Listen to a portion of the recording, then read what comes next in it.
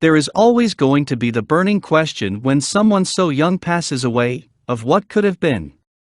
Today we look at some of the professional wrestlers that passed away in the decade of the 1980s.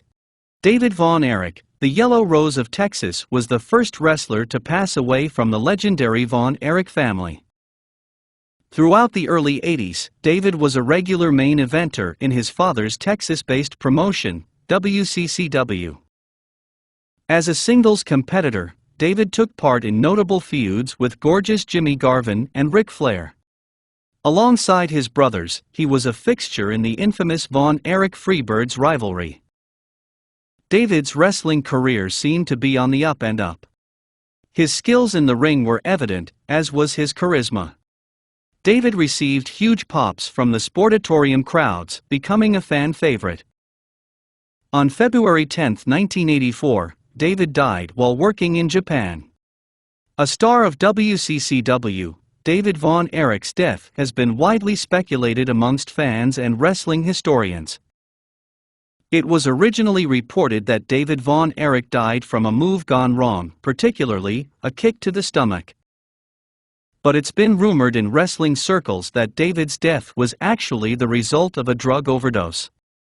Allegedly, fellow wrestlers on the Japan trip didn't want David's family to learn about his drug overdose, especially worried about it upsetting David's mother. It's said that they used the move gone wrong story as a cover-up for the drug overdose. Others have speculated that David died from a heart attack. On the surface, this theory seems unusual given David was only 25 years old at the time of his death. However, 2 weeks prior to his death, David entered a Corpus Christi emergency room after experiencing flu symptoms including dizziness. Following David Von Erich's death, an eerily similar fate would play out over the years to follow for 3 more of the brothers, Mike, Chris, and Kerry respectively. All 3 committed suicide, prompting whispers of the Von Erich curse. The life of a wrestler contains many potential dangers: the pitfalls of drugs and alcohol, the temptation of easy romance, and the dangers of the road. Keith Frank, better known as Adrian Adonis, found his way on the road to wrestling success, but a tragic road accident ended his career in an instant, leading fans to wonder how things might have otherwise turned out for the young star. The WWF had let him go shortly after WrestleMania 3, and Adonis' return to the AWA was short-lived. In order to make ends meet, Adonis began working short runs in small wrestling promotions. That meant considerable travel, which would prove deadly.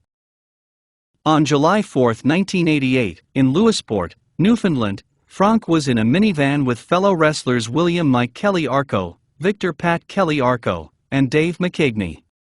Frank, McKigney, and Victor Arco were killed when the driver, William Arco, allegedly swerved to avoid hitting a moose and, blinded by the setting sun, their van fell from a bridge into a creek below. Frank suffered severe head injuries and died a few hours later. William Arco was the sole survivor and sustained severe leg injuries.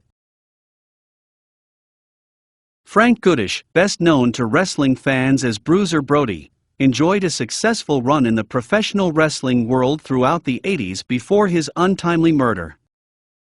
Brody was an innovator with hardcore-style matches, often leading to blood from him or his opponent, and occasionally moving the action from the ring to the middle of the audience. This was of course during a time that was well before the existence of ECW, so the crowds were fascinated by Brody's rough style. Trained by the legendary Fritz Von Erich, Bruiser Brody spent time with dozens of organizations, including the NWA, WWF, and of course Fritz Texas-based WCCW. Aside from the Benoit murders, Bruiser Brody's death remains one of the most controversial in wrestling history. What's known is that Brody was stabbed to death backstage during a show in Puerto Rico in 1988. No one was charged with Brody's murder, and it's speculated why he was stabbed to begin with.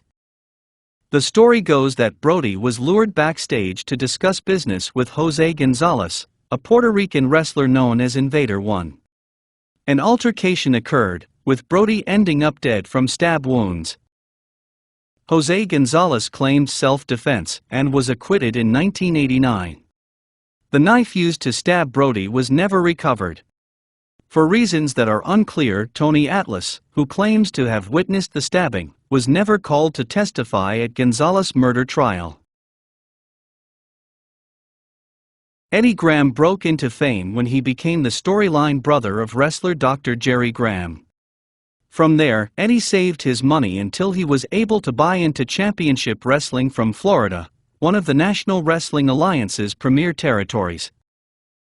In 1968, Graham was seriously injured when a metal window fell on his head at the Fort Hesterly Armory. Graham's retinas were detached from his eyes, and he required 300 stitches to his head and face. Graham received $23,399 from Florida for the injury, but it may have contributed to depression he suffered later in life. Eddie became known as a shrewd businessman and clever booker, with a much-admired mind for the business. However, personal demons took down what could have been an even greater career. After a sudden business misfortune, Graham took his own life on January 21, 1985, at the age of 55. Charles Wolfe, best known to wrestling fans as the handsome half-breed Gino Hernandez, wrestled in the Southern Territories throughout the late 70s and early 80s. Considered one of the best heels in the business, Gino is well remembered for his run with WCCW in Dallas, a promotion operated by the late Fritz Von Erich. Dubbed the Dynamic Duo, Hernandez teamed with gentleman Chris Adams for a very memorable program with the baby-faced Von Erich brothers. The Sportatorium crowds ate up the feud, drawing huge money for WCCW in the mid-80s. Friends became concerned for Gino's well-being when he was missing shows and not returning phone calls. Ultimately, law enforcement and a group of Gino's friends broke into his apartment on February 2, 1986. Sadly, they would find Gino's lifeless body. He was only 28 years old. Autopsy reports indicate that Gino Hernandez died from a cocaine overdose. However, some dispute this and believe that Gino was murdered. Although Gino had a cocaine habit, notable wrestlers, including Michael P.S. Hayes and Jake the Snake Roberts, have gone on record to state that Gino ran with the wrong crowd and had a lot of enemies, seemingly drug dealers, as his heavy cocaine use was not a secret. In a 2016 interview, Tully Blanchard was asked about Gino's possible murder. Blanchard didn't dismiss the theories, pointing out that Gino had a gambling problem, and stating that the murder theories were certainly a possibility.